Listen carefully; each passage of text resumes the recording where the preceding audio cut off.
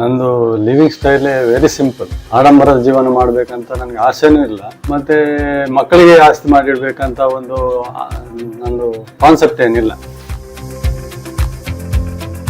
ನಾನು ಯಾವಾಗ ಮುಂಚಿನಿಂದ ಹೇಗೆ ಪುವರ್ ಪೇಷಂಟ್ ಅವರಿಗೆ ಫ್ರೀ ಕೊಟ್ಟು, ಮತ್ತೆ ಸ್ವಲ್ಪ ಕೆಲವು ಕಷ್ಟದವರಿಗೆ ಕಮ್ಮಿ ತಗೊಂಡು, ಮತ್ತೆ ದುಡ್ಡಿದ್ದವರು ಜಾಸ್ತಿ ಕೊಡ್ತಾರೆ, ಅದಕ್ಕೇನು ಇದಿಲ್ಲ. As A doctor, Ayurvedic doctor ಆಗಿ ನಾನು ಹೇಳ್ತಾ ಇದ್ದೇನೆ, ಇದು ಕ್ಯಾನ್ಸರ್ ರೋಗಿಗಳಿಗೆ ಬಹಳ ಒಂದು ಉತ್ತಮವಾದ ಔಷಧ. ಈ ಹಣ್ಣು ಸಿಗ್ಬೋದಾ, ನಮಗೆ ಬಹಳ ಅದರಿಂದ ಒಳ್ಳೇದಾಯ್ತು, ಅದನ್ನು ತಗೊಳ್ಬೇಕು, ಸಿಗ್ಬೋದಾ ಅಂತ ಇದ್ದಾಗ ನಾನು ಅವ್ರಿಗೆ ಹೇಳ್ತೇನೆ, ಈ ಹಣ್ಣು ರೆಡಿ ಉಂಟು, ಬಂದು ಕೊಂಡೋಗ್ಬೋದು ಅಂತ ಹೇಳಿ. ಇದು ನಾನೇ ನನ್ನ ಕೈಯಿಂದ ಕೈಯಾರೆ ಮಾಡಿದಂತ ಸಿಮೆಂಟ್ ಪಾಟ್ಗಳು. ಇವುದು ಗಾರ್ಡನ್ಗೆ ಬೇಕಾಗಿ ನಾನು ಇದು ಮಾಡಿ, ಇದು ಬಟ್ಟೆಯಿಂದ ಮಾಡಿದಂಥದ್ದು. ಕೃಷಿ ಅಂದ್ರೆ ನಾವು ಮನೆಗೆ ಬೇಕಾಗುವಷ್ಟು ಸಾವಯವ ಗೊಬ್ಬರದಿಂದ ಮಾಡಿದಂತ ಗಿಡಗಳಿಗಳು. ಇನ್ನೊಂದು ಇಲ್ಲಿ ಮಾವಿನ ಮರ ಉಂಟು, ಜಾಂಗೀರ್ ಅಂತ ಹೇಳಿ, ಅದು ಸಾಧಾರಣ 60 ವರ್ಷ ಮೇಲಾಯ್ತು. ಒಂದು ಫ್ರೂಟ್ 3/4 kg ಇರ್ತದೆ, ಅಷ್ಟು ದೊಡ್ಡ ಹಣ್ಣು ಅದು. ಅಂತ ಈ ಮರದ ಹಣ್ಣನ್ನು ನಾವು ಇಷ್ಟವರೆಗೆ ತಿನ್ನಿಲ್ಲ, ಅದು ಅವುಗಳಿಗೆ ಬಿಟ್ಟಿದ್ದೇವೆ, ಹಕ್ಕಿಗಳಿಗೆ. ಹಲೋ, ನಮಸ್ಕಾರ ವೀಕ್ಷಕರೇ, ವಾರ್ತಾ ಭಾರತಿಯಲ್ಲಿ ನಿಮ್ಗೆ ಸ್ವಾಗತ. ನಾನು ಅವಿನಾಶ್. ಇವತ್ತು ಡಾಕ್ಟರ್ಸ್ ಡೇ. ಎಲ್ಲ ವೈದ್ಯರಿಗೂ ನಿಮ್ಮದ ದಿನದ ಶುಭಾಶಯಗಳನ್ನ ಹೇಳಿ, ತುಂಬಾ ಸ್ಪೆಷಲ್ ಅಂತ ಅನ್ಸುವಂತಹ ಒಬ್ಬ ವೈದ್ಯರನ್ನ ಈ ವಿಡಿಯೋದಲ್ಲಿ ನಿಮ್ಗೆ ಇಂಟ್ರೊಡ್ಯೂಸ್ ಮಾಡ್ತಾ ಇದ್ದೇನೆ. ಉಡುಪಿ ಜಿಲ್ಲೆಯ ಕಟ್ಪಾಡಿ ಒಂದು ಸಣ್ಣ ಊರು. ಅಲ್ಲಿ ಡಾಕ್ಟರ್ UK ಶೆಟ್ಟಿ ಅಂತಂದ್ರೆ ಉದಯ್ ಕುಮಾರ್ ಶೆಟ್ಟರು ತುಂಬಾ ಫೇಮಸ್ ಹಲವು ಕಾರಣಗಳಿಗೆ. BAMS ಅಂದ್ರೆ ಆಯುರ್ವೇದಿಕ್ ಡಾಕ್ಟರ್. ಅವರು ಕಳೆದ 37 ವರ್ಷಗಳಿಂದ ಅಲ್ಲೇ ಸೇವೆಯನ್ನ ಸಲ್ಲಿಸ್ತಾ ಇದ್ದಾರೆ. 30 ರೂಪೀಸ್ ಡಾಕ್ಟರ್ ಅಂತಾನೆ ಫೇಮಸ್, ಇನ್ಕ್ಲೂಡಿಂಗ್ ಮೆಡಿಸಿನ್ಸ್. ಗೊತ್ತಾ ನಿಮ್ಗೆ? 5ರಿಂದ ಆರಂಭ ಆಗಿ 10 ಆಗಿ 15 ಆಗಿ 25 ಆಗಿ ಈಗ 30 ಆಗಿದೆ. ಅದರಲ್ಲೂ ತೀರಾ ಬಡ ಅಂತ ಅನ್ಸುವಂತಹ ರೋಗಿಗಳಿಗೆ ಅದನ್ನು ಸಹಿತ ಅವರು ಪಡೆಯೋದಿಲ್ಲ. ಅದಕ್ಕಿಂತ ಹೆಚ್ಚಾಗಿ ಅವರಿಗೆ ಕೃಷಿ ಬಗ್ಗೆ ತುಂಬಾ ಆಸಕ್ತಿ. ಪ್ರತಿನಿತ್ಯ 60 ಪೇಷಂಟ್ಸ್ ಗಳನ್ನ ನೋಡಿದಾಗ್ಯೂ ಕೂಡ 1 ಗಂಟೆ ಕೃಷಿ ಮಾಡ್ತಾರೆ. ಮನೆ ಸುತ್ತ ದೊಡ್ಡ ತೋಟ, ಅಲ್ಲಿ ವಿಧದ ಗಿಡಗಳನ್ನ ನೆಟ್ಟು ಬೆಳೆಸಿದ್ದಾರೆ. ಜೊತೆಗೆ ಸಾವಯವ ಆಹಾರ ಮತ್ತು ಸಾವಯವ ಕೃಷಿಯನ್ನ ಅವರು ಪ್ರಮೋಟ್ ಮಾಡ್ತಾ ಇದ್ದಾರೆ. ತಮ್ಮೆಲ್ಲ ರೋಗಿಗಳಿಗೆ ತಮ್ಮದೇ ತೋಟದಲ್ಲಿ ಬೆಳೆದಂತಹ ತರಕಾರಿ ಮತ್ತೆ ಹಣ್ಣುಗಳನ್ನ ಸಹಿತ ಕೊಡ್ತಾರೆ. ನಾನು ಹೋದೆ, ಅವ್ರ ಜೊತೆ ಮಾತಾಡ್ತಾ ಹೋಗ್ತಾ ಇದ್ದಾಗೆ ಎಂತ ಇಂಟ್ರೆಸ್ಟಿಂಗ್ ಪರ್ಸನಾಲಿಟಿ ಅಂತ ನನಗನ್ಸ್ತು ಗೊತ್ತಾ. ಅದಕ್ಕಾಗಿ ಈ ವಿಡಿಯೋ ನೋಡಿ. ನಂದು ಲಿವಿಂಗ್ ಸ್ಟೈಲೇ ವೆರಿ ಸಿಂಪಲ್. ಆಡಂಬರದ ಜೀವನ ಮಾಡ್ಬೇಕಂತ ನನಗೆ ಆಸೆನೂ ಇಲ್ಲ, ಮತ್ತೆ ಮಕ್ಕಳಿಗೆ ಆಸ್ತಿ ಮಾಡಿಡ್ಬೇಕಂತ ಒಂದು ಕಾನ್ಸೆಪ್ಟ್ ಏನಿಲ್ಲ. ಮುಖ್ಯವಾಗಿ ನಾನು ಇದೇ ಊರಿನೆಲ್ಲ ಹುಟ್ಟಿ ಬೆಳೆದ್ರಿಂದ ಇಲ್ಲಿಯವ್ರದ್ದು ಎಲ್ಲ ಒಂದು ರಿಲೇಷನ್ ಸಣ್ಣಿರುವಾಗಿಂದಲೂ ಸೇಮ್ ಅದೇ ತರ ರಿಲೇಷನ್ ಇರೋದ್ರಿಂದ ದುಡ್ಡಿದ್ದವರು ಜಾಸ್ತಿ ಕೊಡ್ತಾರೆ, ಅದಕ್ಕೇನು ಇದಿಲ್ಲ. ಆ ರೀತಿ ನಾನು ಟ್ರೀಟ್ಮೆಂಟ್ ಮಾಡ್ತಾ ಬಂದರೆ ಅದನ್ನು ಸೇಮ್ ನಾನು ಈಗಲೂ ಅದನ್ನು ಕಂಟಿನ್ಯೂಷನ್ ಮಾಡ್ತಾ ಇದ್ದೆ. ನಿಜವಾಗಿ ನನಗೆ ಆ ಪೇಷಂಟ್ ಅವರು ಒಂದು ಸ್ಮೈಲ್ ಕೊಟ್ಟು ಖುಷಿಯಾಗಿ ಹೋಗುವಾಗ ಆ ಖುಷಿ ನಮಗೂ ಆಗ್ತದೆ. ಮತ್ತೆ ಒಂದು ಹೇಳ್ತಾರೆ ಅವರು, ಇವರು ಡಾಕ್ಟ್ರು ಹೀಗೆ ನಮ್ಗೆ ಕಷ್ಟ ದುಡ್ಡು ತಗೊಳ್ಳಿಲ್ಲ ಅಥವಾ ಕಮ್ಮಿ ತಗೊಳ್ತಾರೆ ಅಂತ ಹೇಳಿ ಅವರು ಒಂದು ಹೇಳುವಾಗ, ನಮ್ಮನ್ನು ಇದು ಮಾಡುವಾಗ ನಮಗೂ ಒಂದು ಖುಷಿ ಆಗ್ತದೆ.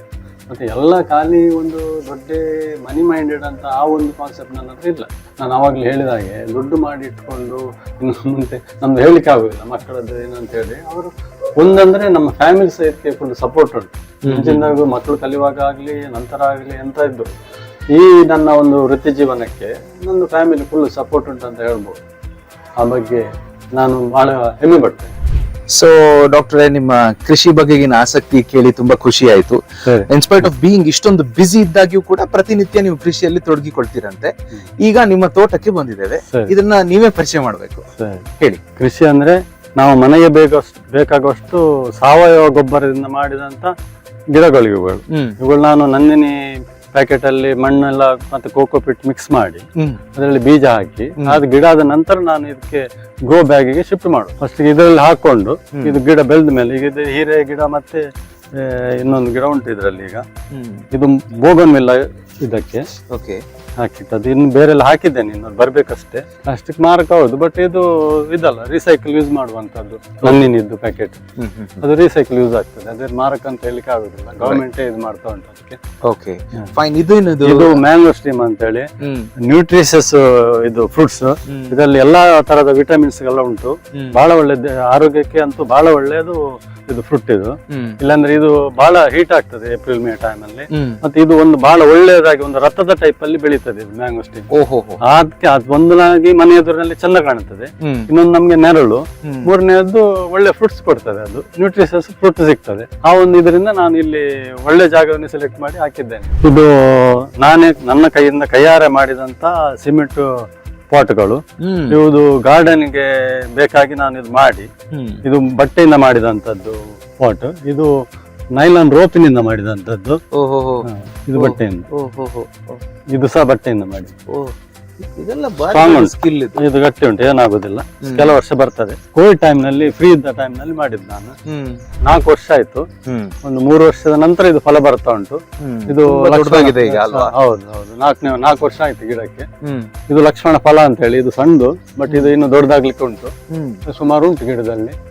ಈಗಾಗಲೇ ಹಣ್ಣು ಆಗಿದೆ. ಕೆಲವರಿಗೆ ಹಣ್ಣಾದವರು ಕೆಲವರು ಬಂದು ಕೊಂಡೋಗಿದ್ದಾರೆ.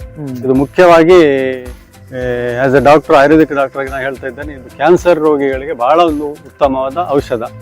ಇದರ ಕೆಲವರು ಈ ಎಲೆಯಿಂದ ಕಷಾಯ ಮಾಡಿ ಅದನ್ನು ಕುಡಿತಾರೆ. ಮಾತ್ರ ಅಲ್ಲ, ಈ ಹಣ್ಣನ್ನು ಇದು ಮಾಡಿ ಒಳ್ಳೆ ಬಳಿತ ಹಣ್ಣನ್ನು ತಿಂದು ಅವರು ಎಷ್ಟು ಆರೋಗ್ಯವಂತರಾದವರಿದ್ದಾರೆ.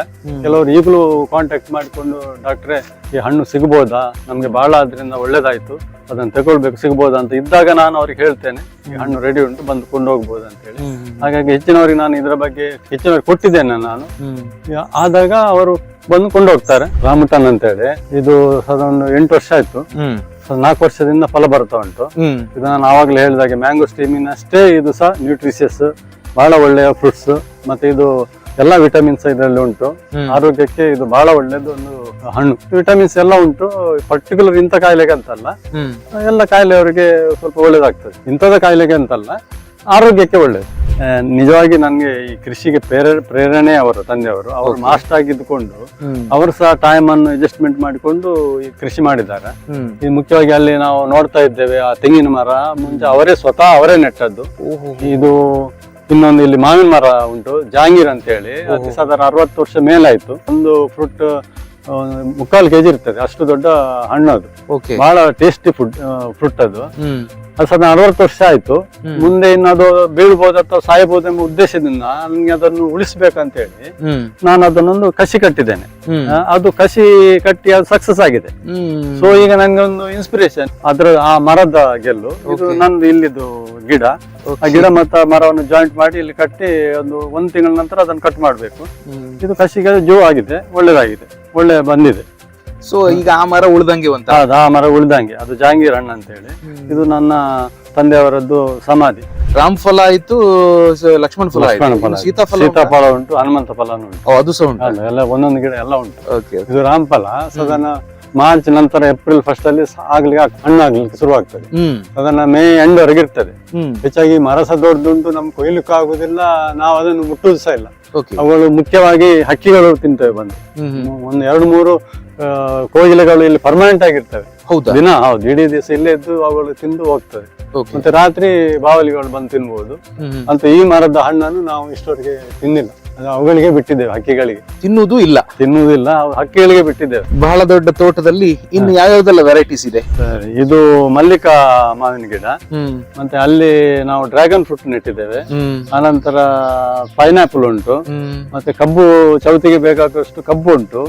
ಇದು ಸೀತಾಫಲ, ಮತ್ತೆ ಅಲ್ಲಿ ನೇಂದ್ರ ಬಾಳೆ, ಮತ್ತೆ ಇಲ್ಲಿ ಸುವರ್ಣಗೆಡ್ಡೆ, ಮತ್ತೆ ಇಲ್ಲಿ ತರಕಾರಿಗೆ ಆಗುವಂತ ಬಾಳೆ, ಅದು ಪದಾರ್ಥ ಮಾಡುವ ಬಾಳೆ. ಇದು ಪೇರಳೆ ಹಣ್ಣು, ಮತ್ತೆ ಒಂದು 7 ವೆರೈಟಿದ್ದು ಹಲಸಿನ ಹಣ್ಣು ಉಂಟು. ಮಲೇಷಿಯನ್, ಮತ್ತೆ ಇಯರ್ ಫುಲ್ ವರ್ಷ ಇಡೀ ಆಗುವಂತದ್ದು. ಆದ್ರೆ ಈಗ ಆಗ್ಲಿಲ್ಲ, ಶುರು ಆಗ್ಲಿಲ್ಲ, ನೆಟ್ಟದಷ್ಟೇ. ಒಡ್ಡುಬುಳಿ ಅಂತ ಹೇಳುದು. ಕೊಕ್ಕಂ ಅದು ಸಹ ಉಂಟಲ್ಲ?